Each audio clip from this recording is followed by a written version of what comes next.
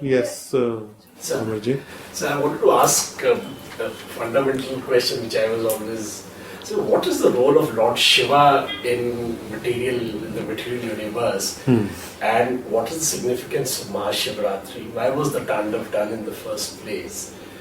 And do we owe any, or do we have to perform any role in the material universe on a daily basis in relationship to Lord Shiva? Lord Shiva is in between the material and spiritual. He is the transformation of the supreme divine into the material world directly. He is not the same. He is about, let's say, 84% of the divine. A human being, Lord Brahma, may be 60-70%. And of course, the supreme divine is 100% supreme divine, Vishnu and other aspects. Lord Shiva is also master of the third eye chakra. He is the gatekeeper to the spiritual. So you encounter him before you encounter the divine. So Lord Shiva is also known as Vaidyanath. He is the master of medicine, master of all healers.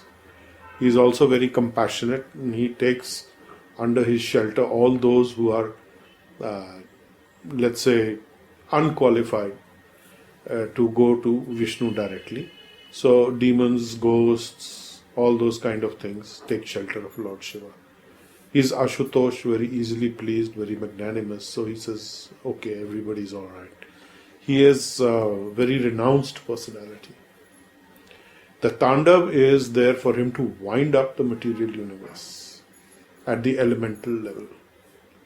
So at the end of every cycle of creation, the Tandav, the main cycles of creation, not the interim 4 cycles, he is, you can say, the cleanup man.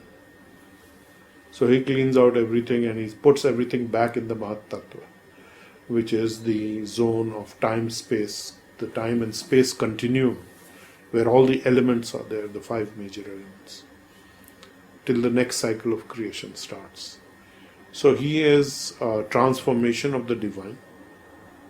He is not the divine himself, but he is a transformed, highly empowered entity. So he has... His wife is the jailer of the material universe. She is Durga, which means the keeper of the prison house. Durg, fortress or fort or prison. So actually this one family has jurisdiction over the material universe. Lord Ganesha is his son, who has jurisdiction over your root chakra destiny. He is the master of all the ganas, of all the tribes, of all the different types of living entities. He is the gatekeeper for that.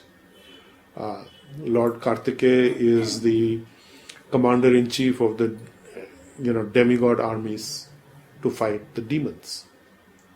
His father, in one sense, is Lord Brahma, because he appears from Brahma's third eye.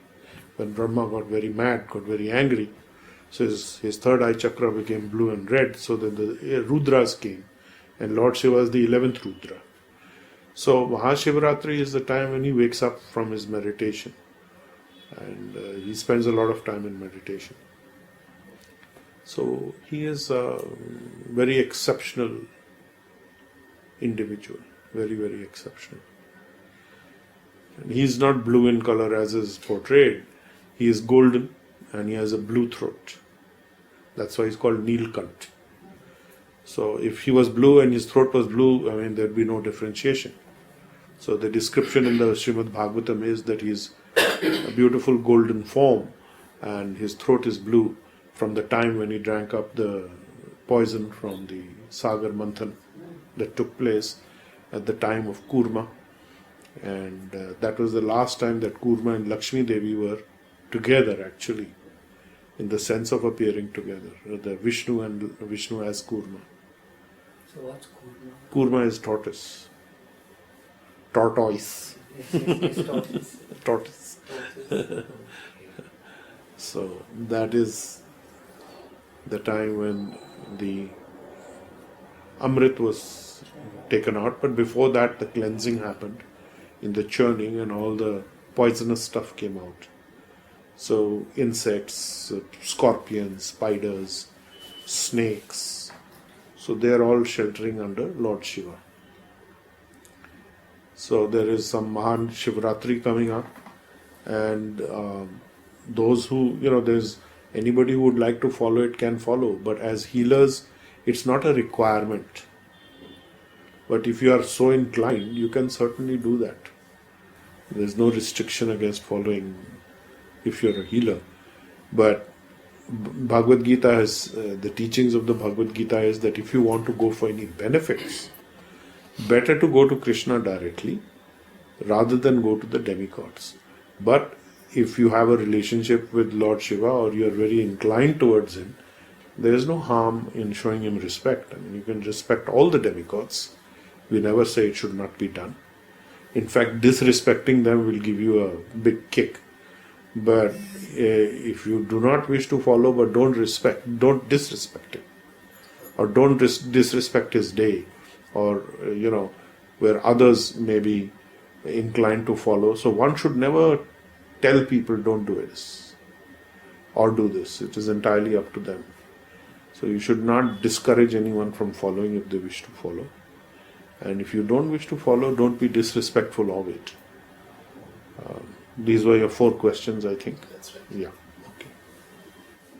Thank you.